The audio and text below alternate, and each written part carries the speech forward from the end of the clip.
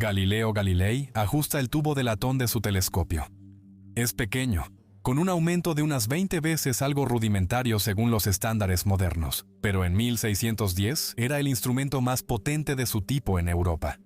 Afirma su mano y lo dirige hacia su objetivo. Júpiter, ahora alto en el cielo invernal, a través de la lente, ve algo extraño. 4 pequeños puntos de luz alineados cerca del planeta. Los observa de nuevo la noche siguiente.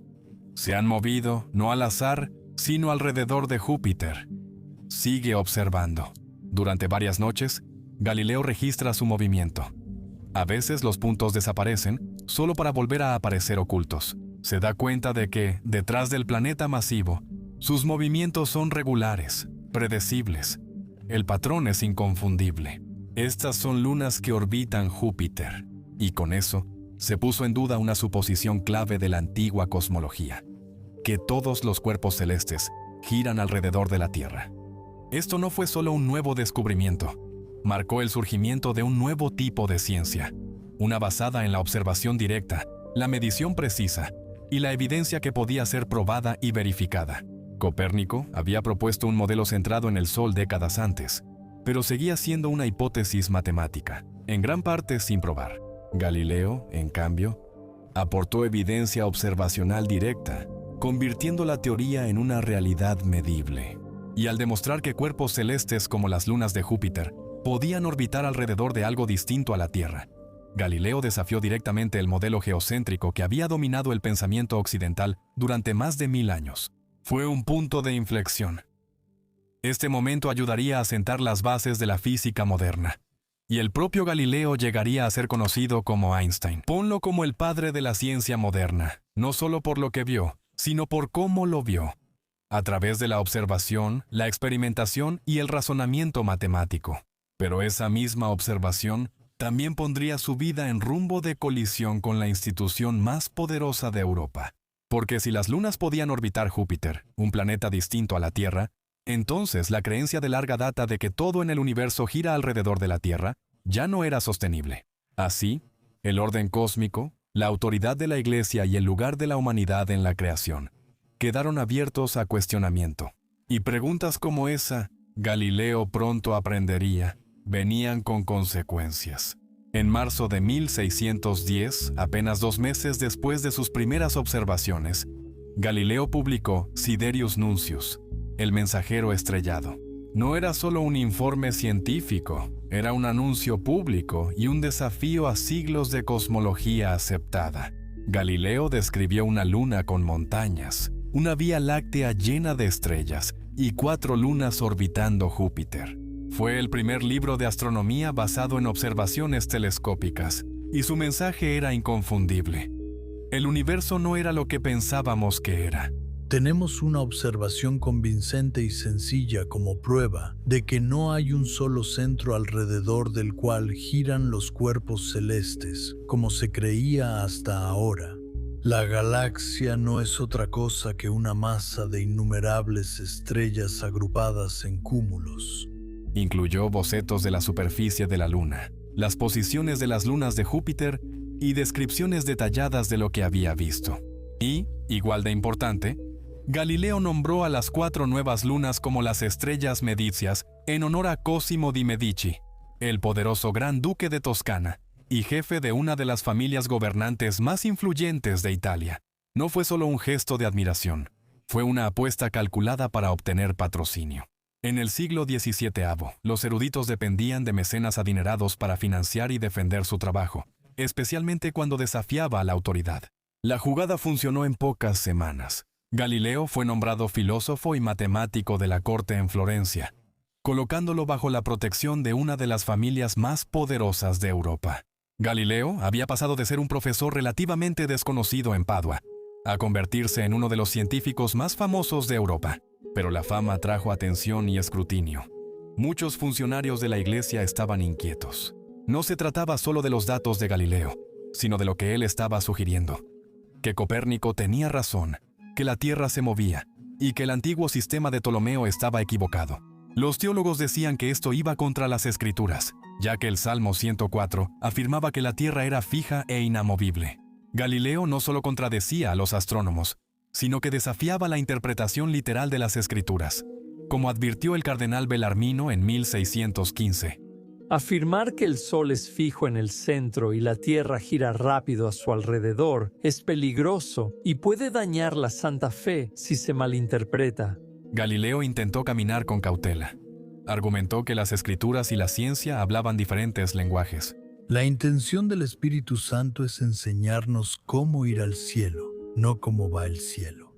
No me siento obligado a creer que el mismo Dios que nos ha dotado de sentido, razón e intelecto Ha querido que dejemos de usarlos. Pero cada vez más, eso no era suficiente. En 1616, la Iglesia Católica condenó formalmente el modelo heliocéntrico como herético, porque parecía contradecir las Escrituras. A Galileo se le advirtió que no defendiera ni promoviera la idea de que la Tierra se mueve y el Sol está inmóvil, al menos no como hecho físico. Él obedeció, al menos en público. Durante años, Galileo se abstuvo de publicar abiertamente sobre el heliocentrismo, pero en privado seguía convencido, porque para Galileo, la cuestión ya no era de creencias, sino de evidencia. Aquí es donde su verdadero legado comienza a tomar forma. Él no solo usaba un telescopio, también medía, probaba y experimentaba, desde dejar caer objetos de torres hasta rodar bolas en planos inclinados. Galileo estudió el movimiento con una precisión que nadie antes que él había intentado.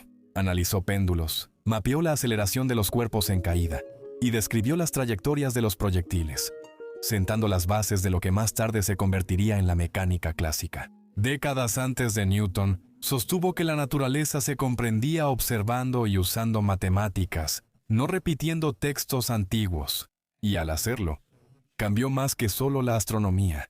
Transformó la manera en que buscamos el conocimiento mismo. Para 1632, Galileo publicó el diálogo sobre los dos máximos sistemas del mundo, su obra más ambiciosa y provocadora, enmarcada como una conversación entre tres personajes ficticios, donde exploraba las diferencias entre el modelo tradicional de Ptolomeo y el sistema copernicano. Aunque estaba presentado como un intercambio neutral, el diálogo favorecía claramente el modelo copernicano, tanto en el razonamiento como en la fuerza retórica, dejando pocas dudas sobre la verdadera postura de Galileo. Y los lectores lo notaron, al igual que la Iglesia. Uno de los personajes, Simplicio, que defendía el modelo geocéntrico, parecía terco, confundido, y era ridiculizado con frecuencia. Muchos lectores y críticos en la Iglesia lo vieron como una caricatura apenas velada del Papa Urbano VIII, antes aliado de Galileo. El Papa permitió a Galileo escribir sobre el tema, al tratar el heliocentrismo solo como hipótesis y equipararlo con la visión tradicional. El Papa Urbano, sintiéndose burlado y expuesto, lo consideró una traición personal. Lo que comenzó con Galileo observando silenciosamente a través de un telescopio, se había convertido en una confrontación sobre el poder, la creencia y la autoridad, una que ahora amenazaba con consumirlo. En 1633, Galileo, de 69 años, frágil y casi ciego, fue convocado a Roma por la Inquisición romana. Después de décadas de cuidadosa estrategia, ahora se encontraba en el centro de una confrontación pública e implacable con la institución más poderosa de Europa. Durante varias audiencias, Galileo fue interrogado sobre sus escritos y creencias. Le mostraron los instrumentos de tortura, una señal clara de lo que la desobediencia podía costar. Bajo presión, se retractó. Ante un panel de cardenales, negó formalmente que la Tierra se moviera alrededor del Sol, renunciando públicamente a la misma idea que su trabajo había ayudado a dar vida. Yo, Galileo Galilei, hijo del difunto Vincenzo Galilei Florentino, de 70 años de edad, siendo llevado personalmente a juicio y arrodillándome ante ustedes, eminentísimos y reverendísimos señores, cardenales, inquisidores generales de la República Cristiana Universal, contra la depravación herética. Con un corazón sincero y fe no fingida, abjuro, maldigo y detesto los errores y herejías antes mencionados, y en general cualquier otro error, herejía y secta contraria a la Santa Iglesia. Fue sentenciado a arresto domiciliario por el resto de su vida, su libro fue prohibido, fue silenciado por decreto. Para muchos en el poder, su derrota fue total. Pero la historia no siempre honra a sus vencedores. Aunque confinado y envejecido, Galileo continuó escribiendo su obra final, discursos y demostraciones matemáticas en torno a dos nuevas ciencias, un hito en el estudio del movimiento y la resistencia de los materiales. Fue completado en secreto, extraído de contrabando de Italia y publicado en los Países Bajos en 1638. Llegó a eruditos de toda Europa, superando los muros que lo limitaban. Más allá del control de la Iglesia, nunca volvió a ver la libertad. Galileo murió en 1642, aún bajo arresto domiciliario, condenado por la Iglesia como vehementemente sospechoso de herejía. Pero sus ideas no murieron con él.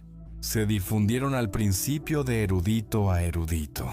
En unas pocas décadas, el modelo copernicano ganó terreno, y para finales del siglo XVII ya no era una idea radical, era consenso científico.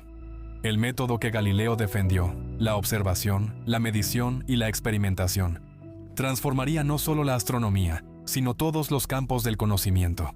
En 1992, 359 años después de su juicio, el Vaticano admitió que la Iglesia se equivocó al condenar a Galileo. La mayor contribución de Galileo no fue solo descubrir que Júpiter tenía lunas o que la Tierra gira alrededor del Sol. Fue su insistencia en que la verdad no podía ser determinada por la autoridad, sino por la observación, la medición y el análisis reciente. Demostró que la naturaleza podía hablar por sí misma si aprendíamos a escucharla a través de las herramientas de la ciencia. Para Galileo, mirar a través de un telescopio no era solo observar el cosmos, era enfrentar las suposiciones heredadas con evidencia empírica. En esto, su legado va mucho más allá de la astronomía. Ayudó a sentar las bases del método científico moderno, y con ello, una forma de pensar en la que el conocimiento se gana a través de la investigación, no se recibe de la autoridad. Galileo no solo cambió nuestra posición en el cosmos, transformó el mismo proceso por el cual llegamos a comprenderlo.